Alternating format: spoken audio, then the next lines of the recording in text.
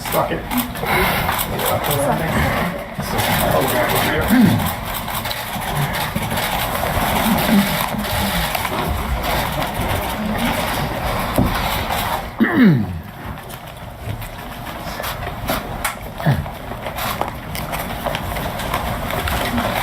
Well, good afternoon, everyone.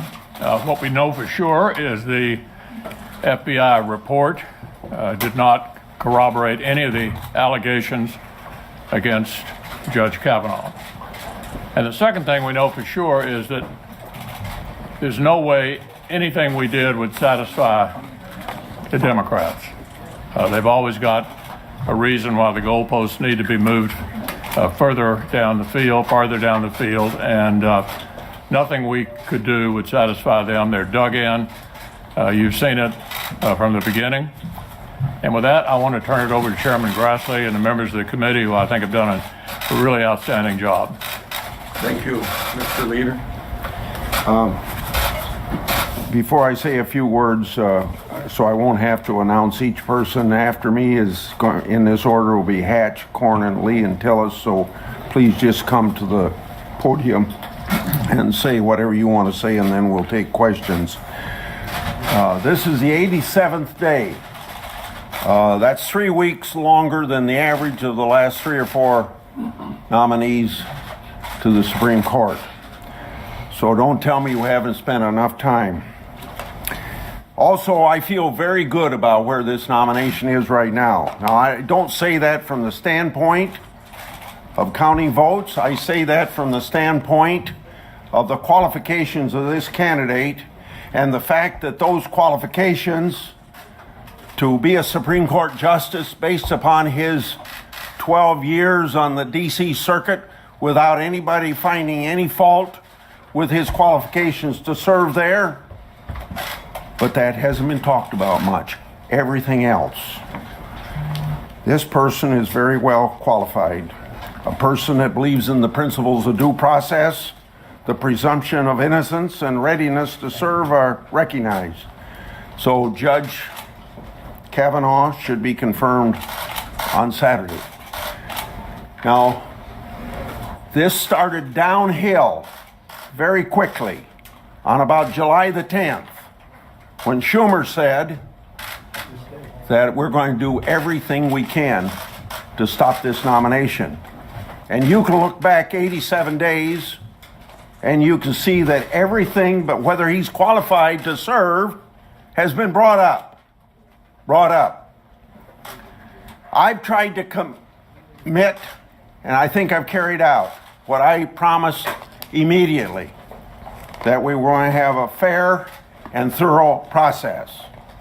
We have had a fair and thorough process, and I think that's best demonstrated by the fact that the minute I read about who the person was in the Feinstein letter, Dr. Ford, I read about her name in the paper, and we got on it right away to provide the forum she wanted.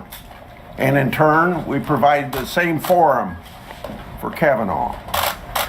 But what I've been dealing with since July the 10th, the downhill slope that Schumer's put us on, is really dealing with the demolition derby. And they just about destroyed a good person to be on the Supreme Court. So, hopefully we're 48 hours away from having a new person on the Supreme Court. I certainly endorse everything that the chairman of the committee has said. Look, I'm disappointed in my Democratic colleagues for what they're doing. There's no excuse for it, but they're doing it. I'm grateful to the FBI for their efforts in doing a thorough, very important investigation. Many of us have said that if Judge Kavanaugh did what he's been accused of doing by some of the Democrats and outside people, some outside people, he should be disqualified. But after investigations from both the committee and the FBI, we have found nothing, absolutely nothing to corroborate accusations against him. And we need to confirm him right away. His confirmation will be a victory for the Senate as an institution, a reminder that the politics of baseless personal destruction has no place here. I think he's one of the best nominees I've seen in my 42 years in the United States Senate. And I apologize to him for the way he's been treated. Yes, this is an important position. Yes, and Democrats have a right to feel very worried and upset about a Republican getting this seat, because they thought they had won the election. But that isn't the case. And our side has handled this, I think, with discretion, handling every problem that has come up. And frankly, I hope we can just move forward and get this done. It's the right thing to do. Judge Kavanaugh is a great judge. He'll make a great justice on the United States Supreme Court, and I intend to do everything I possibly can to make sure he gets there as quickly as we can.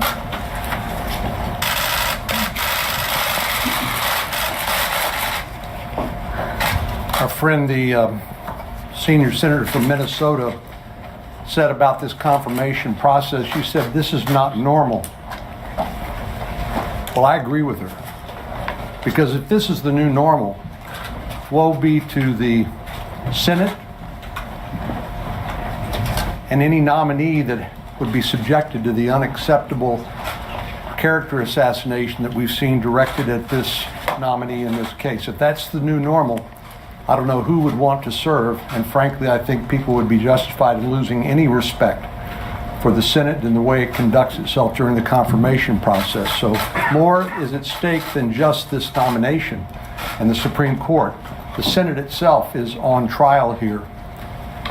A vote against Judge Kavanaugh tomorrow will be an endorsement of the mishandling of this confirmation process because of hiding relevant information that could have been examined on a bipartisan basis in a way that respected Dr. Ford's request for privacy, and gotten to the bottom of this, as we have attempted to do now with 20 million people watching on television. A vote against Judge Kavanaugh tomorrow will be a vote for abusing the confirmation process and a good person, and it will be a vote for the shameful intimidation tactics that have been employed as part of an orchestrated smear campaign. I agree that the FBI investigation, now they've talked to a total of 150 different people through the 7 background investigations that Judge Kavanaugh has been through since 1993. No corroboration, no confirmation of any of these outrageous accusations that have been made against him. Unfortunately, this could have all been avoided, most of the embarrassment to Dr. Ford and the public circus-like atmosphere, if the ranking member had just made the allegations known in the regular process and could have been investigated, as I said, in a way that would have protected her and her confidentiality.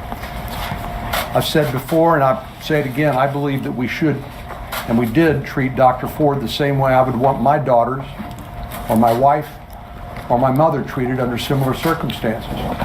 But we have to remember that Judge Kavanaugh is entitled to a fair process too, and he has not been subjected to a fair process, anything but.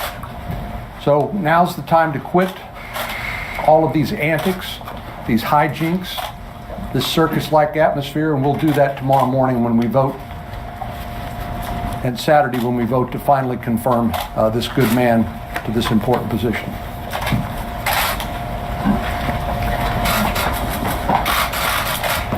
The process of reviewing the FBI reports that we received this morning has been exhaustive. It has been a collaborative process with my colleagues. It occurred in a classified environment because these are documents that we're not allowed to disclose to the public. But because we can review them in only one place, we reviewed them together, and we stopped and we talked about each point made to make sure that we understood the message from each interview and each report. Although that part of it by operation of law, is not allowed to be public. I want to give you the assurance that we treated these documents just as we've treated each and every allegation with utmost seriousness, with a desire to do nothing more than search for the truth. And just as we've spent hours upon hours hearing testimony in open hearings before the public, we've also spent hours upon hours reviewing these documents in a classified environment. Allegations of sexual misconduct are serious, of sexual assault are of a most serious nature, and always have to be treated with utmost seriousness. They have been in this case. Again, this is someone who's been through 7 background investigations in the course of the last 3 decades, with over 150 people interviewed with regard to him. This is a man of outstanding character who has lived an exemplary life. He and his family have been subjected to a lot of questioning, a lot of embarrassment, a lot of humiliation in recent weeks. That has been a difficult part of this process for him. But in the process of doing that, he's proven his character and his willingness to be candid with the public, and even sharing facts that are at times uncomfortable. I'm convinced of this man's character, of his truthfulness, of his qualifications to serve on the Supreme Court of the United States. I wholeheartedly support his confirmation and look forward to voting for him in the coming hours. Well, I agree with everything my colleagues have said. I also want to say that Dr. Ford, I firmly believe, experienced a traumatic event in her life. I just also believe that there's no evidence that we've seen through the FBI background checks, through the time that we've spent in the hearing, to substantiate that these claims are properly alleged and directed towards Judge Kavanaugh. Thousands of pages in that briefing room. Senator Lee and I were in that room together for an hour. We braked for an hour, then we were all back for 2 hours. At the desk is also some 1,500 pages that document the prior FBI background investigations. And in none of those was there any reference, and keep in mind, this goes back 23, 24 years. This would have only been 6 or 7 years after he was out of college. Certainly, if it was in recent memory, you would have seen some whip or some suggestion, and yet there was none. The last thing I'll leave you with is, it appears as though since one of the tacks that some of my colleagues on the other side of the aisle have taken here is not working, they're not really able to substantiate the allegations. Now they've moved to this narrative of the way he behaved in the hearing last week was somehow putting to question his judicial temperament. In the 31 hours that he was before the Judiciary Committee, I saw Judge Kavanaugh. He was extremely patient with unfair questions being cut off, but he maintained his poise throughout those 32 hours with very few breaks. Last week, I saw Brett Kavanaugh. I wasn't judging him as a judge. I was judging him as a human being who's having his life destroyed before his very eyes, having his 13-year-old daughter heartbroken, and having his wife issued death threats. And I would defy anyone in this room, if they had gone through that same experience, if you wouldn't have had those same emotions. And yet, over the course of that testimony, nearly 2 hours, I think he composed himself and did a good job in answering the questions and defending his good name. We're ready for questions. Direct them to whoever you want to. Chairman Grassley, can you explain to us how you came up with your list of who should be interviewed by the FBI?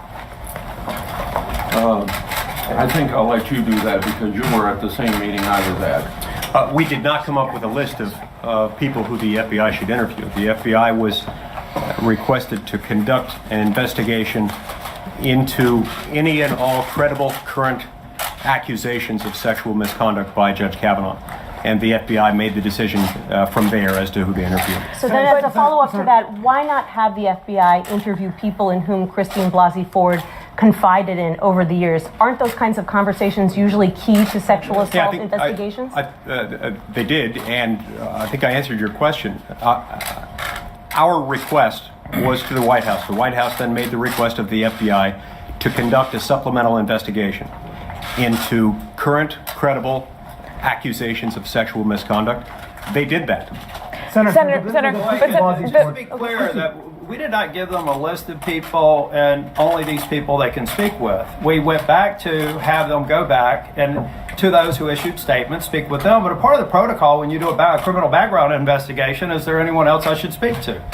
And in fact, when they went through that, they identified some others who had put forward statements before, and we saw that in the record this morning. Senator, both attorneys have said specifically that there should be 8 additional witnesses interviewed, and Deborah Ramirez's attorney said there could be 20. There should be additional 20 witnesses interviewed, potentially people who could corroborate these accounts. Why not green light the FBI, tell the White House to green light the FBI to interview these additional witnesses? The FBI has gotten all the permission they need in order to interview whoever they think is necessary. There has been no one to corroborate any of the allegations made by Dr. Ford or by Ms. Ramirez. And the FBI has reported that back to us. They have followed additional leads. But the whole purpose of this is delay. This is not a search for the truth anymore. It became clear early on when this allegation by Dr. Ford was hidden from the committee and handled in such an extraordinary way against her wishes and without her consent. This is a search and destroy mission. This is not a search for the truth. We've done everything we can to treat both Judge Kavanaugh and Dr. Ford fairly and treat all allegations made seriously. It's been exhaustively studied by the FBI as well as Judiciary Committee staff. There really isn't anything else. But Senator, the president has said that the president has said that there shouldn't be even a little doubt, given the fact that the accusers are suggesting that there are additional people who could corroborate their stories. Are you confident that you have eliminated any cloud of doubt? All of the people identified by Ms. Ramirez and Dr. Ford have testified contrary to the way Ms. Ramirez and Dr. Ford have alleged. And so the witnesses they have identified saying they were present at the event have all refuted their allegations. So I think that ought to settle it. They said there's 28 additional people. Slightly different note. One thing that was noticeable at the committee hearing was when Christine Blasey Ford said that it was not clear that the committee would go to California to interview her. I'm just curious, Chairman Grassley, you've already referred some charges to the DOJ regarding uncorroborated allegations. I'm wondering, will the committee take any kind of action against the attorneys for Dr. Blasey Ford? We don't prosecute. Or will you refer them to the ABA? Right now, I'd say I don't know, and I don't know whether there's any reason to. I think that what I'd like to do when we get all done, because this is almost rock bottom, I would like to have the future mending things so we can do things in a collegial way that the United States Senate ought to do, and particularly when it comes to Supreme Court nominations. And you folks can have something to do with this. Now, I would never use the word fake news. I consider you folks policemen for our democratic system of government. But I want to show you where some of you have bias. I've had demonstrators in my office for 2 weeks now, both for Kavanaugh and against Kavanaugh.